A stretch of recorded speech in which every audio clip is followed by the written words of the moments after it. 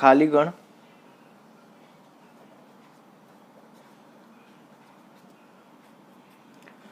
અંગ્રેજીમાં આપણે આને એમ્પ્ટી સેટ અથવા નલ સેટ અથવા ધ વોઇડ સેટ પણ કહે છે. ખાલી ગણને દર્શાવવા માટે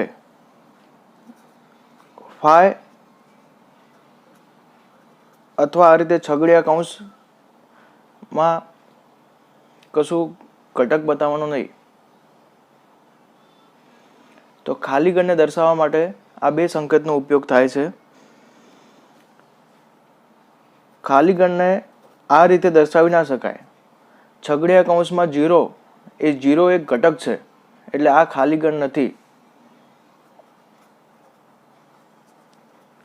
ઓબ્જેક્ટિવમાં ઘણીવાર પૂછી શકાય, તો આ વસ્તુનું આપણે ખાસ ધ્યાન આપીશું કે ખાલી ગણને દર્શાવવા માટે ફાય અથવા આ રીતે છગડીયા કૌંસમાં કોઈ ઘટક દર્શાવવાનો નહીં. જો 0 અંદર લખેલું હોય તો તે 0 એ સભ્ય તરીકે છે, તેથી તે ખાલી ગણ નહીં કહેવાય. તો ઓબ્જેક્ટિવમાં આવું પૂછાતું હોય છે.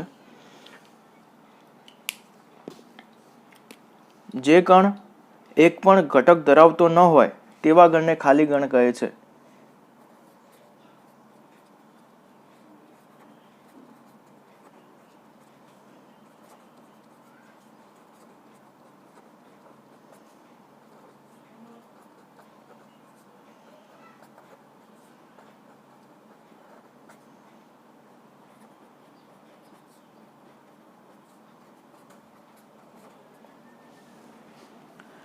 એક બે એક્ઝામ્પલ લઈએ. a બરાબર x જ્યાં x એ અત્યારે ધોરણ 9 અને 10 બંનેમાં અભ્યાસ કરતો વિદ્યાર્થી.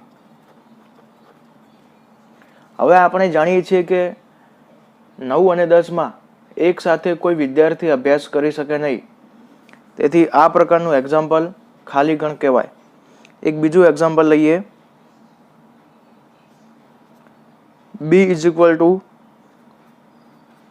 x જ્યાં 1 < x < 2 x એ પ્રાકૃતિક સંખ્યા છે.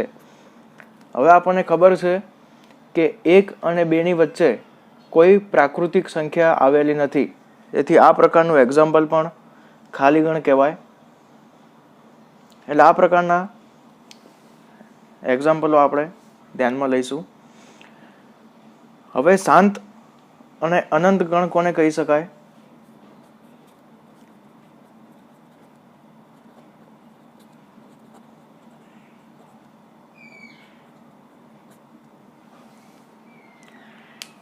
જેમ કે શાંત ગણનું એક એક્ઝામ્પલ લઈએ.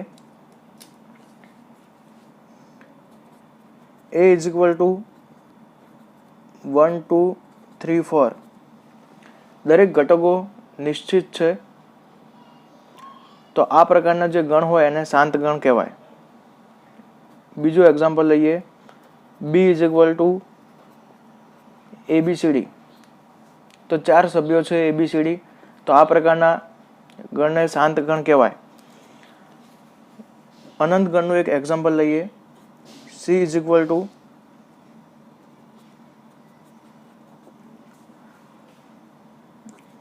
હાલમાં દુનિયાના જુદા જુદા ભાગમાં રહેતા પુરુષો.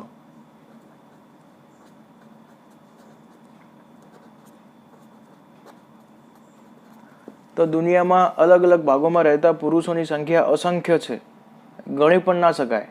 તો આ પ્રકારનું જે એક્ઝામ્પલ લઈએ એને આપણે અનંત ગણ કહેવાય.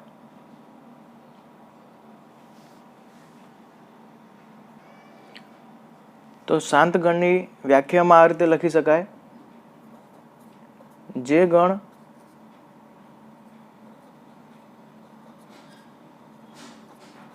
ખાલી હોય અથવા નિશ્ચિત ધન પૂર્ણાંક જેટલી સભ્ય સંખ્યા ધરાવે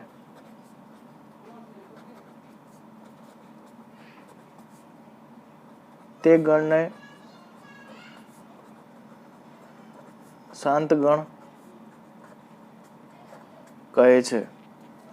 ફરી એકવાર, જે ગણ ખાલી હોય અથવા નિશ્ચિત ધન પૂર્ણાંક જેટલી સભ્ય સંખ્યા ધરાવે તે ગણને શાંત ગણ કહે છે, અને જે શાંત ગણ ન હોય તેને અનંત ગણ કહે છે.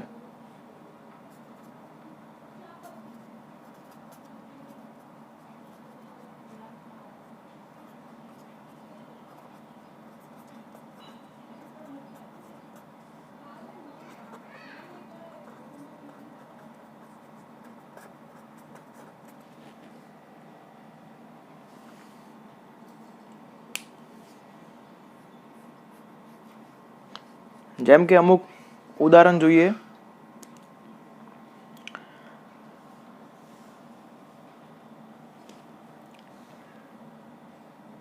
આ વીકના અઠવાડિયાના દિવસો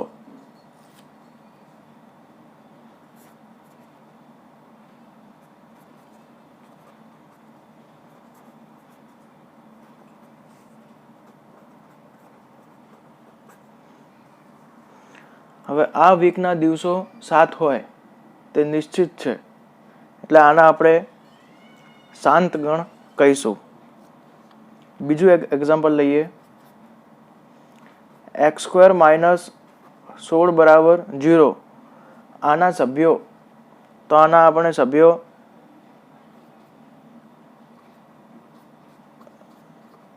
આ રીતે મળશે: x² નો વર્ગ, x નો વર્ગ - 4 નો વર્ગ બરાબર 0, x - 4 x + 4 બરાબર 0. તો આના -4 ને બીજી બાજુ લઈ જઈએ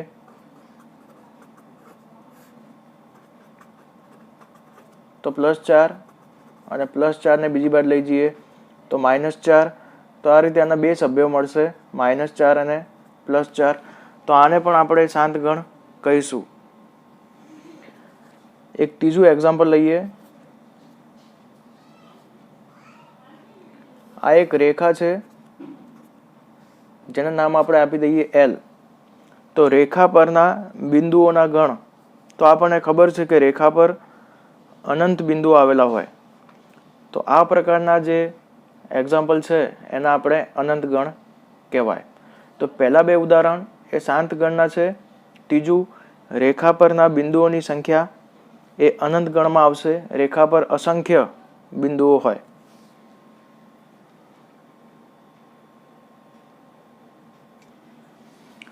ઉદાહરણ 6, x જ્યાં x belongs to n અને x - 1 x - 2 બરાબર 0.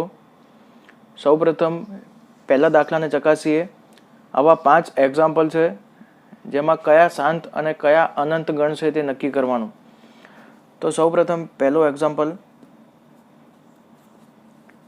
એમાં x - 1 બરાબર 0 લઈશું અને x - 2 બરાબર 0 લઈશું. આપણને x - 1 કૌંસમાં x - 2 બરાબર 0 આપેલું છે. -1 ને બીજી બાજુ લઈ જઈએ તો +1, -2 ને બીજી બાજુ લઈ જઈએ તો +2. તો અહીંયા આપણને ગણ 1 2 મળશે, અને 1 અને 2 નિશ્ચિત સંખ્યાઓ છે માટે આ ગણ બનશે શાંત ગણ. બીજું એક્ઝામ્પલ જોઈએ. x જ્યાં x belongs to n અને x² બરાબર 4. તો x² બરાબર 4 છે અને બંને બાજુ વર્ગમૂળ લઈએ તો x બરાબર 2 આવશે. અહીંયા ખાસ ±2 ના આવવાનું કારણ એક જ છે કે અહીંયા x belongs to n આપેલું છે, અને n એટલે પ્રાકૃતિક ધન સંખ્યાઓ, એટલે અહીંયા એક જ શરત આવશે બંને બાજુ વર્ગમૂળ લેતા, x બરાબર 2. એટલે અહીંયા ગણમાં એક જ સભ્ય આવશે 2. એક જ સભ્ય હોવાથી નિશ્ચિત સભ્ય હોવાથી તે શાંત ગણ છે. ત્રીજું એક્ઝામ્પલ જોઈએ. x જ્યાં x બિલોંગ્સ ટુ n અને 2x - 1 બરાબર 0. તો ત્રીજા એક્ઝામ્પલમાં 2x - 1 બરાબર 0, એમાં -1 બીજી બાજુ ગયા, પ્લસ થઈ ગયા, +2 ગુણાકારમાંથી ભાગાકારમાં ગયા, x બરાબર 1/2 મળ્યું. પણ અહીંયા ધ્યાનમાં લઈશું કે અહીંયા x બિલોંગ્સ ટુ n હોવું જોઈએ. તો એનમાં પ્રાકૃતિક સંખ્યાઓ આવે 1 થી લઈને અનંત સુધી. અપૂર્ણાંક 1/2 જેવી કિંમતો આવશે નહીં. તેથી આ ત્રીજા નંબરનો ગણ લખીશું 1/2 નોટ બિલોંગ્સ ટુ n. માટે આ ગણ ખાલી ગણ છે અને ખાલી ગણ એ શાંત ગણ કહેવાય. તો આ પણ ઘણીવાર ઓબ્જેક્ટિવમાં પૂછાતું હોય છે. ખાલી ગણને શાંત ગણ કહેવાય છે, એ ધ્યાનમાં રાખવું. ચોથું, x જ્યાં x બિલોંગ્સ ટુ n અને x અવિભાજ્ય સંખ્યા છે. હવે x બિલોંગ્સ ટુ n છે એટલે પ્રાકૃતિક સંખ્યાઓમાં અવિભાજ્ય સંખ્યા અનંત મળે. તેથી દાખલા નંબર 4માં લખીશું કે અવિભાજ્ય સંખ્યાઓ